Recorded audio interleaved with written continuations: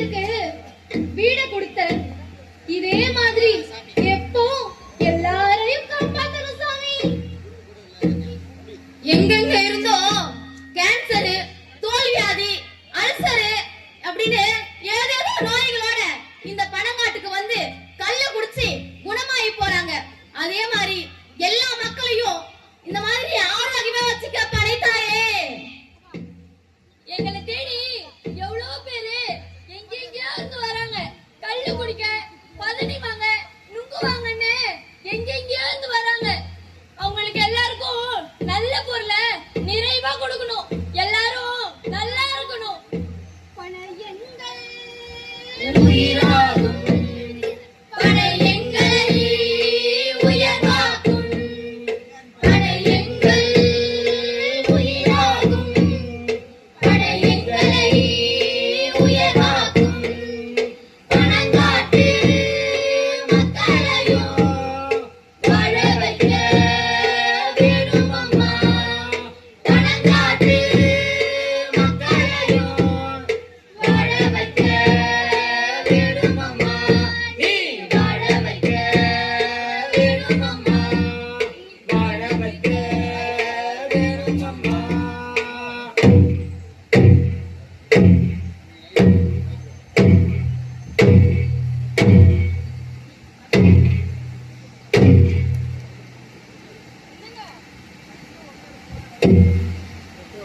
என்னங்க சொல்லுமா. முன்னெல்லாம் பணமேற மாரி கல்லு வித்த காசை இந்த போலீஸ்காரங்க மாமல் என்ற பேர்ல நம்ம கிட்ட இருந்து புடுங்கிட்டு போயிடுவாங்க. ஆமா, பொய் கேஸ வேற போடுவாங்க.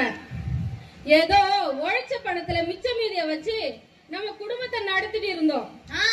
ஆனா இந்த 5 வருஷ காலமா பணமரம் மாரி கல்லு வித்த கஷ்டப்பட்டு கல்லு வித்த காசு நம்ம கையில நிக்குது. இந்த போலீஸ்காரங்களுக்கு நம்ம மாமல் கொடுக்கறது இல்ல, நம்ம பிள்ளைங்களை நல்லா படிக்க வைக்கிறோம், வீடு வாசல் கட்டுறோம், சந்தோஷமா வாழறோம்ல. இதுக்கு என்ன சொல்றீங்க நீங்க? இது நம்ம எல்லா பணியாளர்களோட ஒற்றுமையை கட்ட வெற்றிமா. அதெல்லாம் சரிங்க. மீன் பிடிக்கிறவங்கள மீனவர்னு சொல்றாங்க. ஆமா, உழவு செய்யறவங்கள உழவர்னு சொல்றாங்க. இந்த பணையாளிகள் மட்டும் மரமேறிகள் சொல்ல மாட்டாங்களே, அது என்ன சொல்றீங்க? கரெக்டா கேட்டமா. ஒரு ஊறுகாய் போட்டு பேக்கெட் பண்ணி வித்தா கூட அவங்களுக்கு எம்எஸ்எம்இ சர்டிபிகேட் கொடுத்து தொழில் முனைவோர்னு சொல்லுது இந்த அரசாங்கம். ஆனா காலங்காலமா ஆதி காலத்துல இருந்து இந்த பனைமரத்தை ஏறி கல்ல இறக்கி பதநீர் இறக்கி கருப்பட்டி காய்ச்சி எங்க பொருளுக்கு நாங்க உற்பத்தி செய்யற பொருளுக்கு நாங்களே விலை நிர்ணயம் செய்யறோம். ஆனா எங்களை தொழிலாளர்னு சொல்றாங்க. ஆனா இந்த அரசாங்கம் நம்மள பணையன்னு சொல்லி அடையாளப்படுத்தணும். அதெல்லாம் சரிதான்ப்பா. பணையன்னு சொன்னாலே இந்த உலகம் நம்மள கேவலமா பாக்குது, அசிங்கமா நினைக்குது. அது என்ன சொல்ற? ஏன்பா நம்ம பேரை நம்ம தான் சொல்லணும், வேற யாரும் சொல்லக்கூடாது. நம்ம பேரை நம்ம தான் அடையாளப்படுத்தணும். நீங்க யாரும் எனக்கு புது புது பேர்லாம் வைக்காதீங்க. அதெல்லாம் சரிதான்மா. நம்மள பனை வீரர்கள்னு சொல்றாங்க, பனை தொழிலாளின்னு சொல்றாங்க, பனை விவசாயின்னு சொல்றாங்க. இதுக்கு என்ன சொல்ற? பனையேறிங்கிறது ஒரு பழமையோட சொல்லுப்பா. இது மட்டும் இல்ல, பனையேறி மல்லுன்னு ஒரு சிலம்ப முறையா இருக்கு. இதுல என்ன முக்கியமான விஷயம்னா, இந்த மழை வர காலத்துல, அதாவது மழை காலம் இருக்குல்ல, அந்த மழை கால பருவம், அதுல பனைமரத்துல ஏற பனையேறி கெண்டன்னு ஒரு மீன் வேற இருக்கு. பனையேறிங்கிறது நமது பெருமைக்குரிய அடையாளம். பனையேறிங்கிறது நமது பெருமை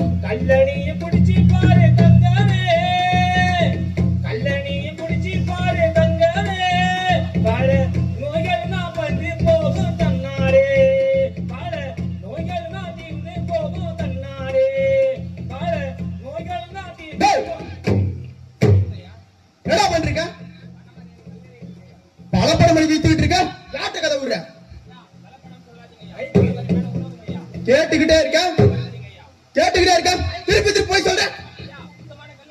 ஒரு ஊர் அதிகாரியா கை நீட்டி பேசுற நீ எவ்வளவு பெரிய ஆளா இருக்க நீ? அவன் அடிச்ச வண்டியில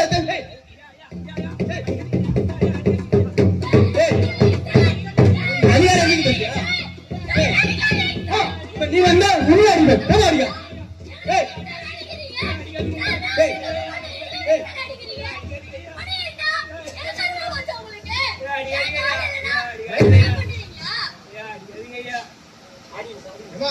இப்ப வாங்கிட்டு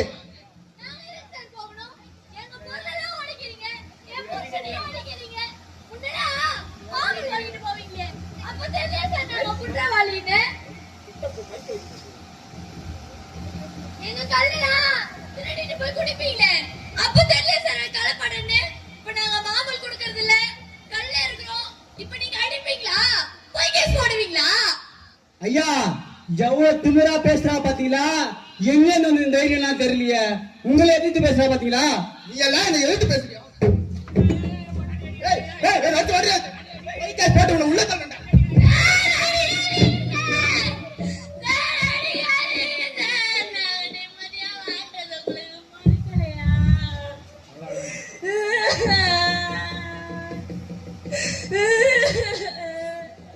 சொந்த மண்ணிலேயே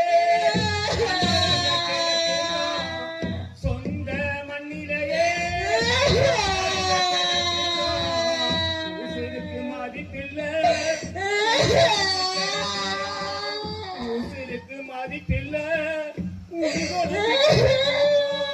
சொந்த மண்ணிலேயே கிடக்குறோம் உசிருக்கு மதிப்பில்லை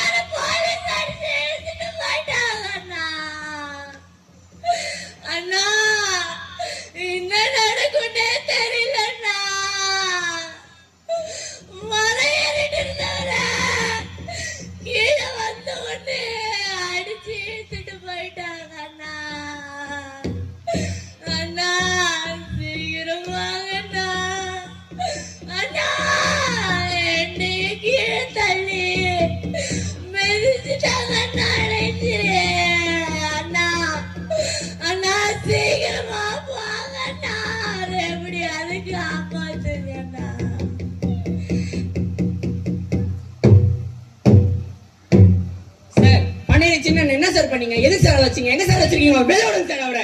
ஆமா, முதல்ல நீங்க யாரு? என் பேர் துரைசாமி. நான் தமிழ்நாடு பனையேறி பாதுகாப்பு இயக்கத்தோட திருச்சி மாவட்ட ஒருங்கிணைப்பாளர் சார் நானு. ஆமா, நீங்க என்ன வேலை செய்றீங்க? நான் பனைமரம் ஏறி கல்ல இறக்குறேன். என்னது? பனைமரம் ஏறி கல்ல இருக்கிறியா? ஆமா, கல்லுதான் இறக்குறேன். நீயும் கலப்படம் பண்ணி சுத்திக்கிட்டு இருக்க. நான் கலப்படம் பண்ணது பாத்தீங்களா சார்? கை எடுங்க சார். உயர் அதிகாரியை கை தட்டி பேசுறியா? கை பிடிச்சி பேசுறியா? என்ன சார் தப்பு? எது சார் நடிக்கிறீங்க சார்? முதல்ல சின்ன வெளிய விடுங்க சார். சின்ன வெளிய விடுறது ஊராட்சி எல்லாம் அப்படி தரேன்.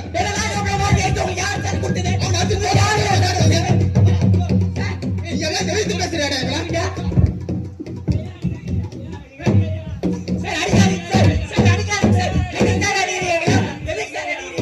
எதுக்கு சார் அடிக்கிறீங்க? எதுக்கு சார் அடிக்கிறீங்க? உங்க லத்தியோட கை ஓங்குது, உங்க லத்தியோட கை ஓங்குது, இங்க லாக்கப்புக்குள்ளாகுது. உங்க லத்தியோட கை ஓங்குது, இங்க லாக்கப்பு சிறையாகுது. பொய் கேஸ் போடுறீங்களா, இங்க பொய் கேஸ் போடுறீங்களா, அடிச்சு எங்களையும் மாட்டுறீங்களா. பொய் கேஸ் போடுறீங்களா, அடிச்சு மரண பயம் காட்டுறீங்களா. கீழான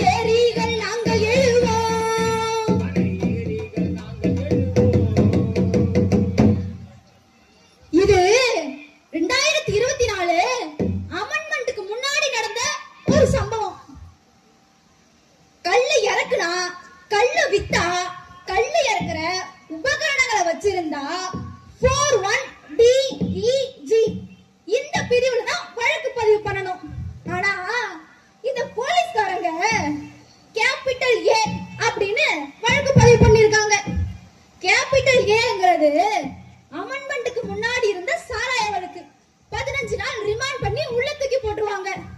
கள்ளு வழக்குக்கும் கேபிட்டல் ஏக்கும் சம்பந்தமே இல்லாத ஒரு வழக்கு அது.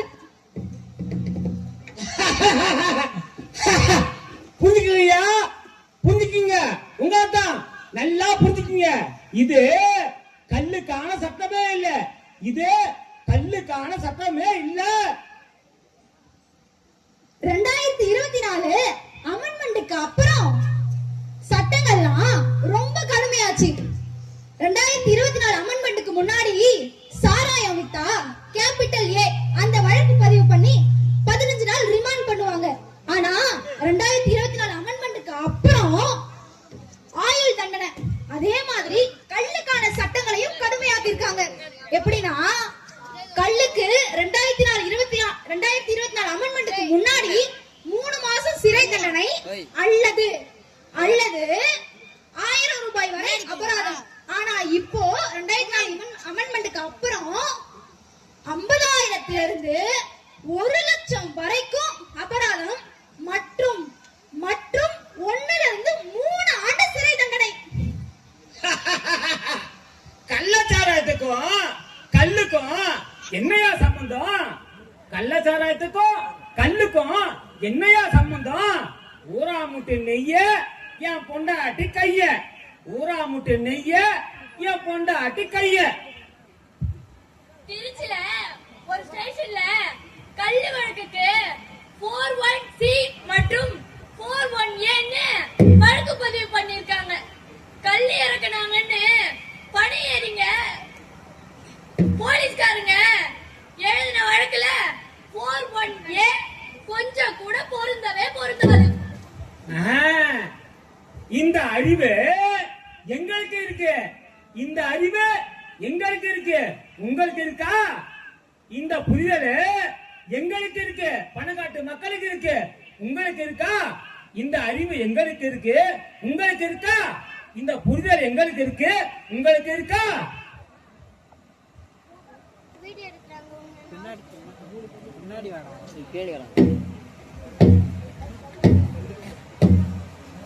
கோர்ட்டுக்கு கூட்டிட்டு போனாலும் அங்க கோர்ட் டைம் முடியற வரைக்கும் வெயிட் பண்ண வச்சு கோர்ட் டைம் முடிஞ்ச உடனே ஜட்ஜ் வீட்டுக்கு கூட்டிட்டு போய் தான் ரிமாண்ட் வாங்குவாங்க. அங்க போலீஸ்காரர்களுக்கு FIR கூட படிக்கிறது இல்ல.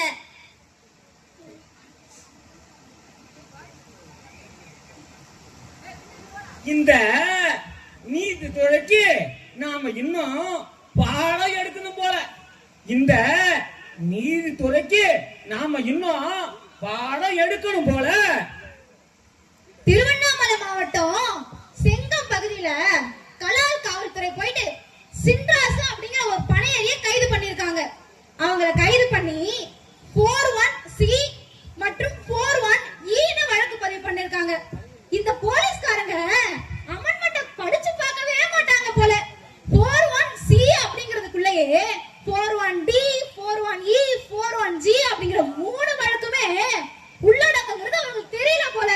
பணையறிக்கை நம்ம சொன்னா கூட எங்க உயர் அதிகாரி சொன்னாங்க நாங்க போடுறோம்னு சொல்றாங்க. ஏங்க அமெண்ட்மெண்ட் தான் கொஞ்சம் படிச்சு பாருங்கன்னு சொன்னா நாங்க என்ன வழக்கு போட்டாலும் கோர்ட்டுக்கு கூட்டிட்டு போறதா எங்க வழக்கான வேற சொல்றாங்க. இத கூட விட்டுறலாம். ஆனா இந்த செக்ஷன்ல வழக்கு பதிவு பண்ணி அந்த பணையறிய கோர்ட்டுக்கு கொண்டு போனா அங்க இருக்கிற நீதிபதி என்ன சொல்றாங்கன்னா அத குற்றம்னு கூட பார்க்க மாட்டாங்க.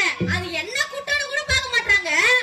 அந்த செக்ஷனை பார்த்து 41 15 நாள் ரிமாண்ட் அப்படின்னு சொல்லிடுறாங்க.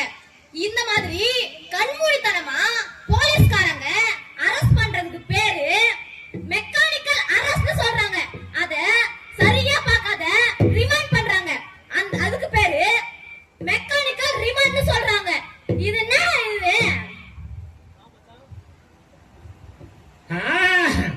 நாங்க கேட்டா போலீஸ்காரங்களுக்கு ரோசம் வருது.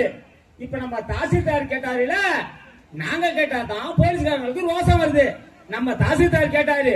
அப்ப இந்த போலீஸ்காரங்க எந்த மூஞ்சிய வச்சுட்டு போய் நிப்பாங்க? அப்ப இந்த போலீஸ்காரங்க எந்த மூஞ்சிய வச்சுட்டு போய் நிப்பாங்க? இப்போ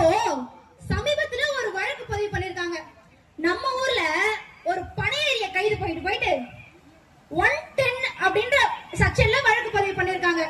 பொதுவா 110 எதுக்கு போடுவாங்கன்னா, யாரு ஒருத்தர் ஒரு